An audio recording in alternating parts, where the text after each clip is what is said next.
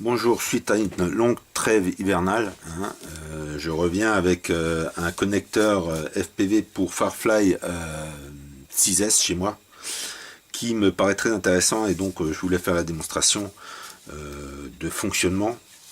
Donc il m'était déjà arrivé de faire pour un copain une vidéo sur une montgolfière. Donc j'ai décollé, je suis parti, j'ai voulu suivre et en plein vol je me suis aperçu que j'avais pas enclenché le bouton enregistrement.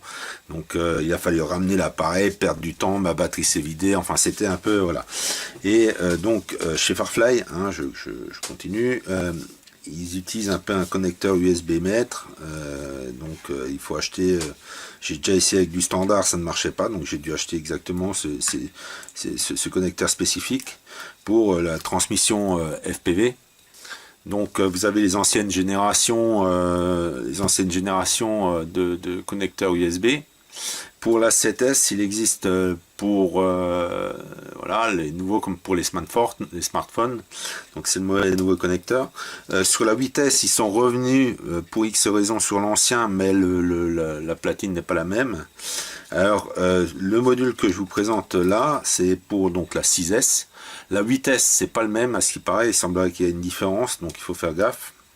Donc on le branche comme l'ancien module dedans et on relie à l'émetteur FPV ce câble là et on reliera à la RC ce câble là, ce qui permet en plein vol, si on n'a pas oublié d'enregistrer ou si on veut faire, on peut en fait sélectionner via un bouton photo ou vidéo en fonction de. Je trouve ça très intéressant parce que peu le font.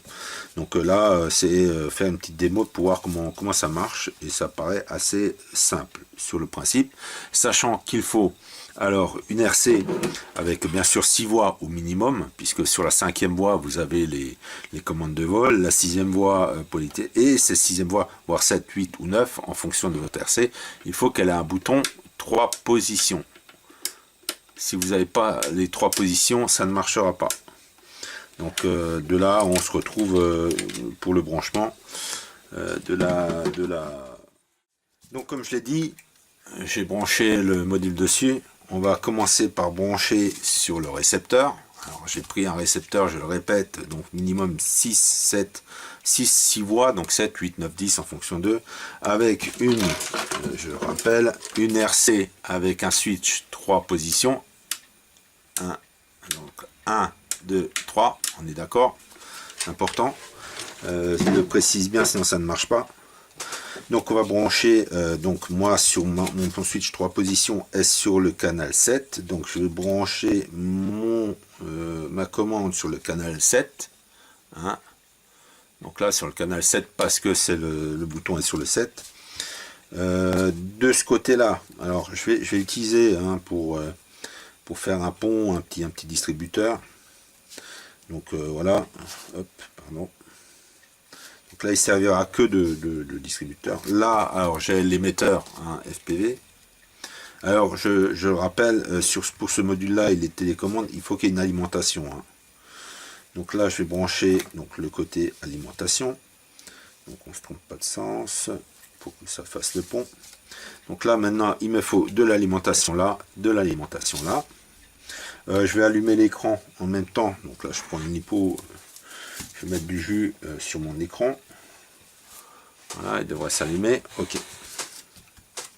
Donc là, voilà, on a un petit sac de nœuds pour faire les transmissions. Donc là, j'ai une lipo. Alors, sur le coup, on va faire, je vais faire mon petit branchement. Tac, tac. Alors, pour le RX, bien sûr, il doit y avoir un bec, c'est du 5 volts. Voilà. Donc on voit que ça clignote en attente de réception. On va le mettre de côté. Pour donc celui-là, il faut une alimentation. Lui, il a son propre bec. Donc je peux aller directement dessus. Donc voilà. On est d'accord. Donc là, une fois qu'on alimente là, la caméra s'allume automatiquement. Alors, bon, je me mets en mode vidéo. Donc là, on est en mode vidéo. Je sais pas si on voit. Voilà. Ok. C'est un peu souk. Donc là, on va allumer ma télécommande. Alors, désolé, c'est un peu le bordel de tout montrer. J'allume ma télécommande. Alors, si possible, le bouton milieu. Donc là, on a une info, hein, caméra, ici. De là, mon RX s'est synchronisé. Et donc, théoriquement, si je monte mon levier, ici devrait apparaître un appareil photo. C'est-à-dire qu'il fait une photo quand je le monte, il faut redescendre. C'est une photo à chaque fois le lever. Donc là, théoriquement, tac, une photo. Je reviens. Je refais une photo.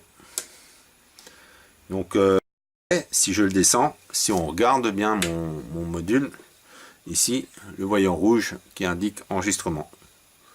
Donc là, après, je bouge un peu, ça permettra de voir que donc on revient en mode normal. Donc là, c'est un simple lecture vidéo. Je refais une photo, clac, ça fait une photo. Donc là, on revient. Théoriquement, on remonte, ça doit réenclencher. Voilà. Donc là, il y a eu deux photos.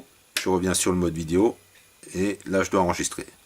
Donc je trouve très pratique le fait de pouvoir enregistrer, pas enregistrer, d'être parti en plein vol et d'avoir au bouton, parce que c'est un peu sur la gimbal appuyé, voilà. Donc ce petit module je le trouve très intéressant, il coûte pas trop cher, entre 4 et 6 euros. Je crois que je l'ai pris chez Banggood. Donc voilà, c'est un peu fouillis, mais juste pour montrer l'utilisation par rapport à une simple cam. Bon, c'est Farfly qui fait ça. Donc voilà, bah, sur ce, pour ceux qui s'intéressent ou qui ont des questions, il n'y a pas de problème, je suis ouvert pour répondre. Sur ce, à plus.